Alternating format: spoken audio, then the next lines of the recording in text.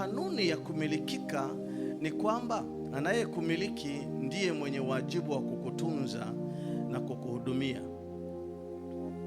Ndivyo inavyokaa. Anayekumiliki anakuwa na wajibu wa kukutunza na kukuhudumia. Wengine wamepata changamoto kidogo, unakuta mke ameajiliwa. Sasa akiajiliwa na kampuni inataka muda wake wote. Ndio maana unakuta kama huyu mke na mume hawakuzungumza kupatana namna watakavyoshughulika na huyu mwajili, anaweza kaingilia hapo, kwa sababu wakati anahitajika kule na huku anahitajika. Kwa hiyo ndio maana unakuta mwanaume kama hakuwa makini sana, unaweza kumkuta kanuni hii inampiga. Hawa wanaommiliki basi wamtunze.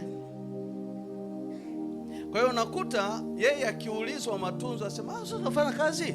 Unafanya kazi bwana. Watakulipa tu. Wale unafanya kazi bwana. Sasa unapata hela."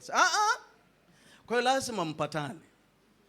Namna hiyo kama hamui makini, huyu mwajili anaweza akakuvurugia nyumba.